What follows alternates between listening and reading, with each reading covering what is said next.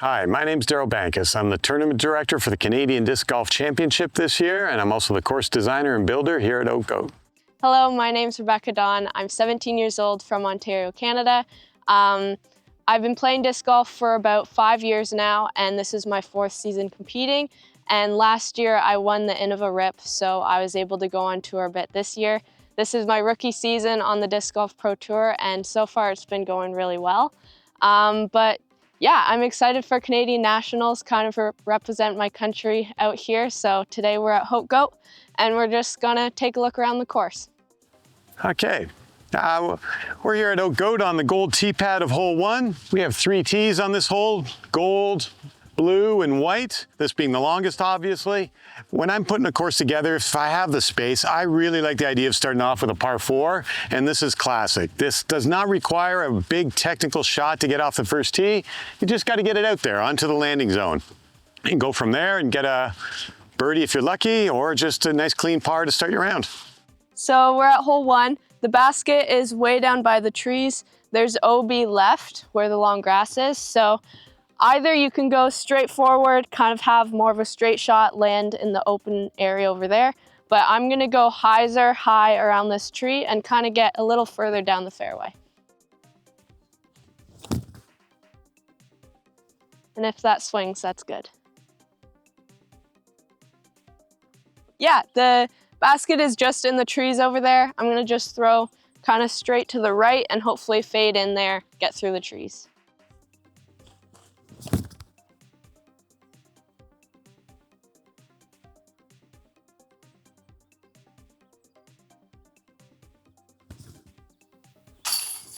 All right, we're here on the green of hole 2. The blue basket's behind me, the white basket's just over there. For the championship, everybody will be playing to this deep blue basket. After the big open throws of hole 1, which gets you warmed up, this is a bit of wooded disc golf. You have to shape a shot into this green. There's lots of jail on each side. Makes it kind of fun. It's gonna be a challenge. We won't get many birdies on this hole from the gold tee. The shorter tee will give us a bunch of birdies. That's part of the fun. So this is hole 2. I usually try to aim around the big tree in the center and kind of let it almost hyzer flip and go to straight and get through the gap up there and then give myself a putt.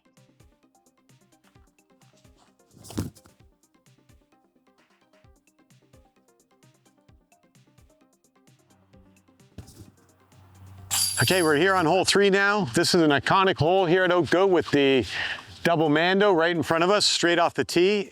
It's intimidating, standing on the tee box, trying to throw over the OB grass pond, behind the wall to the white basket that you see in the distance there. It's a fun hole, pretty happy. I aced it a few weeks ago in league night.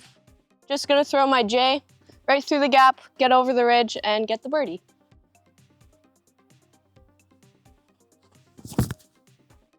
That's short. No, it's not. Wow, that was deceiving.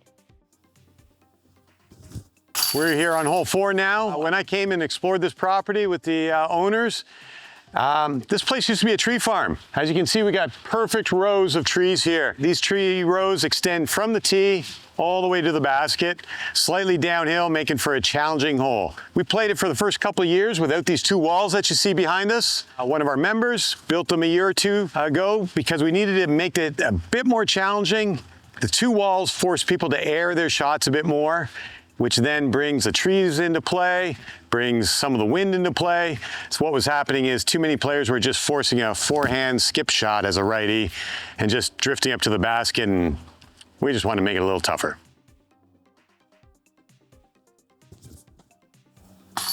This is hole 5 here at Haute Goat. We just carved this one this spring. It was a par 4/5 before for last year's bigger tournaments, and it just wasn't playing that well. So we invested in some forestry clearing. It's quite a bit of work put into this one. It now has this mandatory here, which forces people, well, to the left of the mandatory, and then it's a long haul through a really well-wooded section of the course. Where I'm standing in the full sun here, exposed, and to there, that's the only open part of this hole. As mentioned, we're on a tree farm. We've got rows of big formal trees, and this is one of the more iconic type of layouts parts of the course we have here. You know, this was thick in here. We did a ton of clearing. This was basically brush all the way through, and after a lot of work, it now looks like this, and it's a gorgeous wooded hole with a real challenge to it. You know, in an ideal world, you might get this far off the tee, probably back a little bit behind us here, and you're gonna have to throw a laser basically straight down here, and then it's a hard dog leg right at the end. I think this one's going to be a real challenge. We had a tournament the other day, and I don't even know if we got a single birdie on this hole. Played a couple of holes wrong. 5 here being one of them. We played the blue layout and didn't realize that the championship blue layout has a couple of differences, one of which is hole 5. So rather than starting at the back tee, the normal blue tee, for the championship layout, the blues will be starting from here. A little bit easier of a drive. If you have a decent forehand, it's just a workable forehand to get up to that perfect spot that Rebecca was talking about. Even something like that will end up being perfect.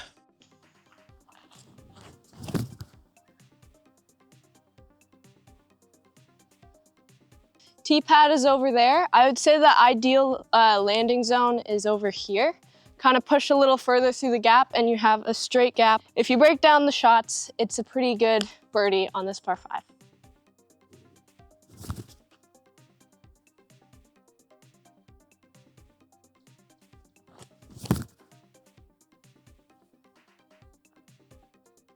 Now, once you get here, blue basket is just off to my right, and that's where she played to. But for the championships, the blues are gonna be playing for the gold basket right through there. So anywhere kind of to my left up to here, good spot just for a nice little push forward, maybe a little bit farther than that to get yourself a good look at the basket. Well, we're now on the 6th green here. We've switched this hole up too. We've added extra tees at the end, so there's now a gold tee, a blue tee, and a white tee.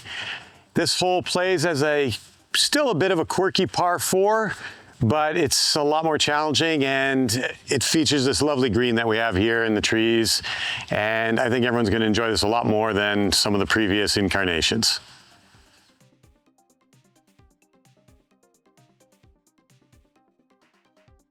I'm gonna throw my Thunderbird kind of at the trees, have it hyzer into the gap.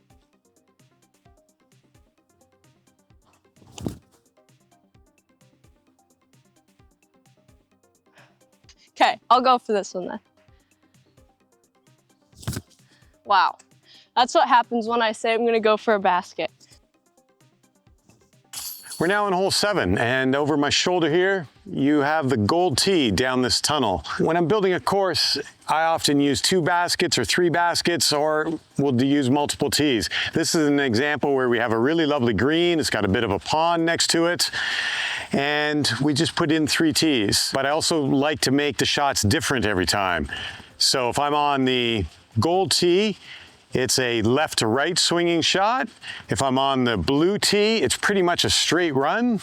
And if you're on the white tee, it's actually a bit of a hyzer shot for the easiest way to get to the basket. So 3 tees, 1 basket, but really 3 unique holes. We're standing up here by the gold basket of hole 8. After last year's Innova RIP, when we were lucky enough to have Gannon Burr and the Robinsons and a bunch of great players come out and play, unfortunately they found this hole just too easy, even though it's thrown from way the heck down there by the road at that new tee we put in last year. So we cleared out this area, we've extended the hole up to here. This is gonna be a tough one. It's a par 4, and they're gonna have to do 2 big shots, most of the players, just to even get up to this treacherous green, which is dry and hard and rolls away on either side.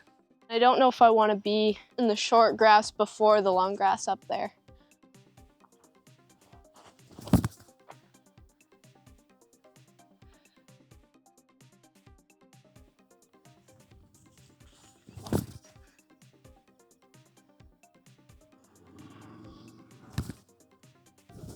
I'm standing here on the new gold tee of hole 9.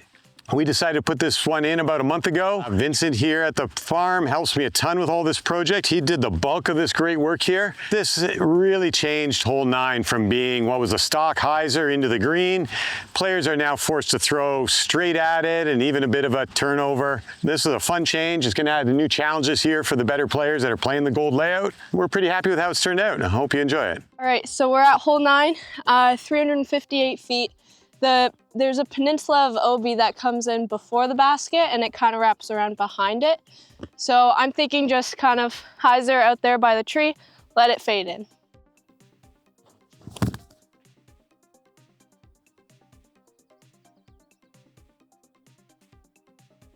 Just like that. We're here at hole 10, kind of like hole 1. It starts up high on one of the higher parts of the property and you're throwing downhill towards the basket. Last year when the Innova RIP was here and some of the best players in the world showed up, they were promptly throwing to a nice safe landing zone behind me and promptly tossing them over the trees and spike hyzering into the basket, which clearly as a course designer was not my intent. I wanted everyone to have to throw through this lovely tunnel here and get at the basket. So this past winter, we built a triple mando wall, very much the scale of what you see at hole 7 at the USDGC, and everyone must go through the mando to get to the green now. So it eliminates that over the top shot and adds a ton of challenge. This will be a nice upgrade this year. The landing zone is as far as you can get down the fairway here, and then there's a triple mando down in the gap by the trees. So it's a headwind, so I'm going to throw something more overstable, kind of just land in the middle of the fairway and then approach from there.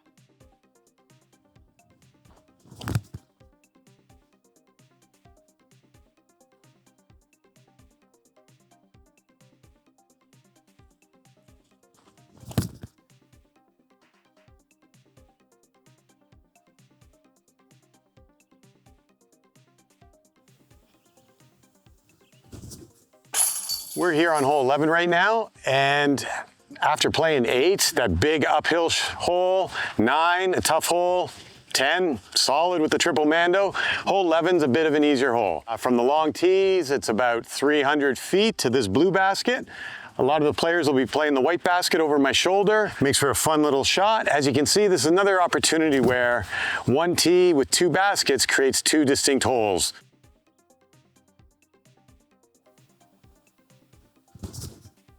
We're at hole 12 now, and everybody's playing. There's 2 tees, but everyone will be playing to this blue basket behind me. For the majority of shots, it will be coming through this opening here. We had some good feedback last year. Players that came and played the Innova RIP, they were able to do a sort of a flex forehand off of the tee and come in sort of a back door that was actually a lot easier. Can't always anticipate just how good these players are. It's pretty amazing when they finally come out to your place and kind of show you what they can do to a course. But in response to their input, we moved the tee back about 25 feet, so that flex forehand line is a lot more complicated now. They're welcome to try it, but odds are everyone's going to choose to come this way and scream a bit of a right to left finishing shot towards the basket. Gonna aim out here and the basket is to the left, so gonna throw straight and have it fade and yeah, get through the gap at the end.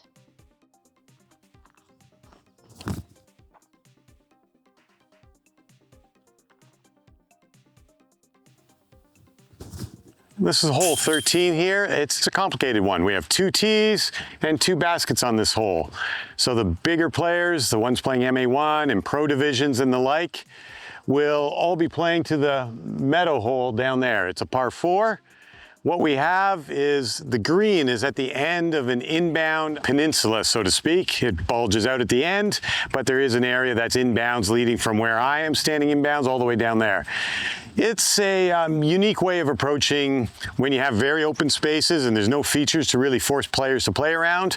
That's when, course designers rely on OB lines to create a bit of challenge and create a unique experience for people coming out. This is the other hole that is different for the blue layout compared to the championship blue layout, where normally the blue layout throws from the blue tee pad to the blue basket. For the championships, here they're gonna be throwing from the white tee pad to the blue basket.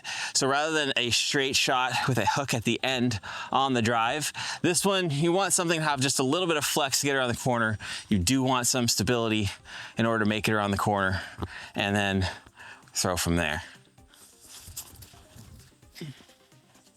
Like that little shot there, gonna be practically perfect.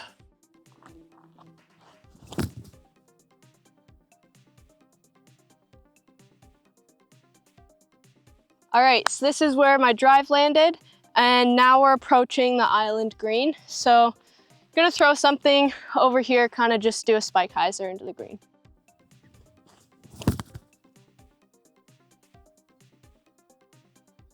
That's it.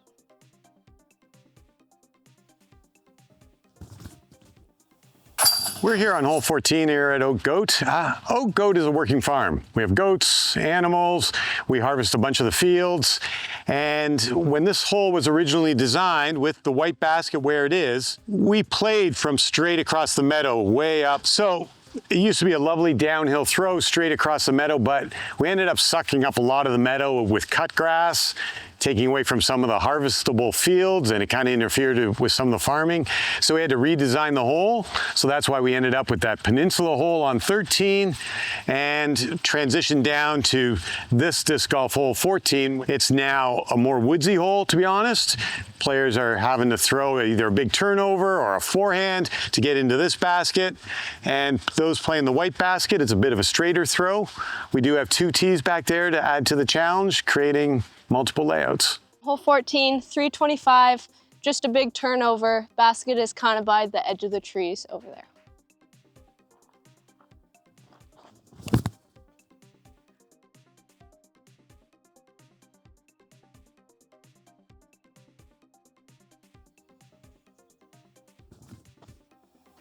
We're here on hole 15 now, and we call this one the Oaks.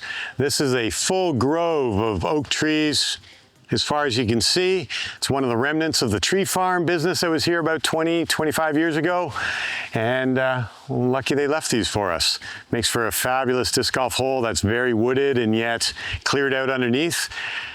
When I discovered this part of the property back 5 years ago now, we had to have a full forestry head machine clearing this out, and it was really only goldenrod, but it was that thick. Anyways, this plays as a lovely par 4. Players are throwing, and their whole goal is to get out into this tunnel that leads up to the basket, which is out in the meadow up above. When the sun sets late in the afternoon here, the sun comes down this laneway, and it's a pretty spectacular place to be and enjoy a little disc golf.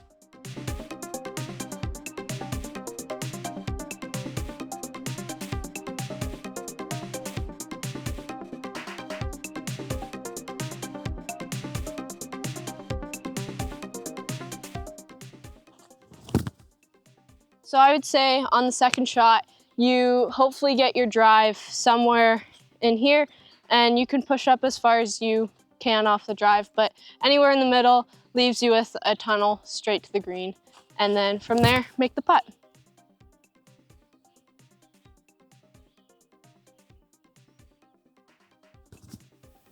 I'm standing in the, well, probably the ideal landing zone off the tee of hole 16, where players could land here on their first shot. This is a par 5 this year for everybody playing, and then they can strike at whichever basket's appropriate for them. We have the white basket a little more to the right, blue basket straight down that runway of turf, and a gold basket's been placed way the heck down there on what was the original 16 green for this hole, back before we transitioned it to this corridor of trees to make it more of a woody hole. Anyways, this one's a lot of fun. It's going to be a tough one this year. Where I expect we'll see some bombs from this location aiming for the gold basket, which will be pretty fun to watch. Hole 16 this year will be a par 5 for everybody playing. We upgraded it, made it a little more difficult this year. To go from the tee to the gold basket is almost 1,000 feet now. I think it measures in at 988 on U-disc. So that's a par 5 to that basket way over there. It's a par 5 to the blue basket, and it's gonna be a par 5 to the white basket. It's a good challenge for everyone. We're on the tee of 16. My goal is to kind of flex something, come back, and then hopefully have a look over the field of OB to the basket. Some people also just keep going straight and then go left, but it's kind of risk or reward.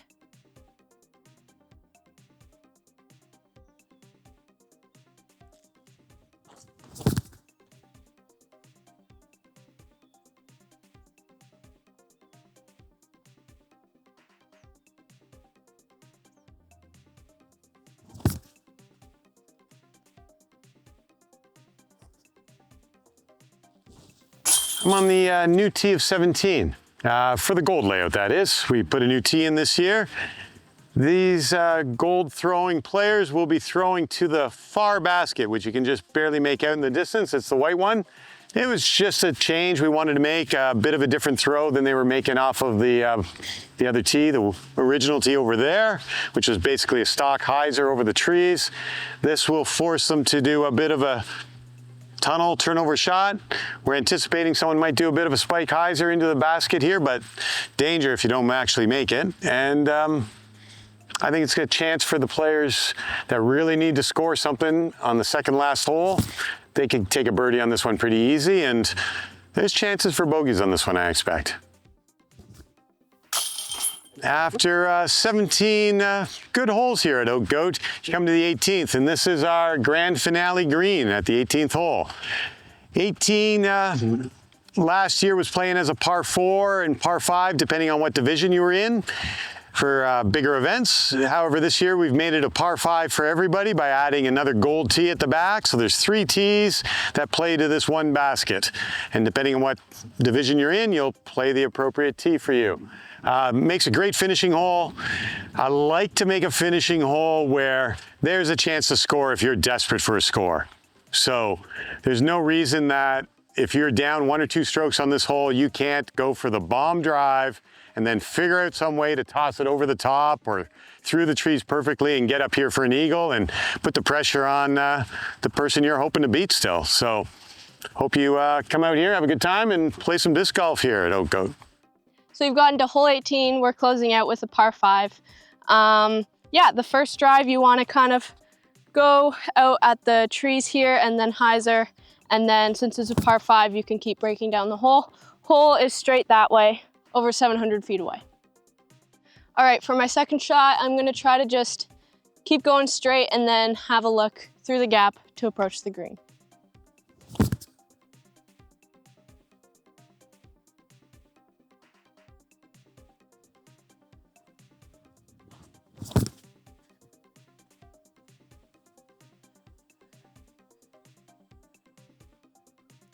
You can follow me on Instagram at rebecca.discgolf. I want to thank my sponsors, Innova and Pound. Their bags right here. But yeah, thanks so much for watching and have a great day.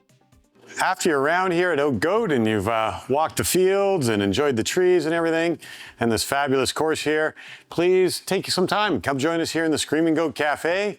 We operate as a full restaurant. We got a pizza oven. We got beer and beverage sales. A spot for you to stop and enjoy yourself. Haute Goat's more than a disc golf course. We've got animals here. People come and do animal experiences. We take goats out for hikes with people. We call it a schmergle. You can sleep with the alpacas. We've got pigs that people get to go and hang out with and see what it's like to be a farmer for a day here. This is a real destination, a spot where you can come and spend a day or two, enjoy some disc golf. We got accommodations on site. If you feel like coming out and playing some disc golf, come check us out here at Haute Goat.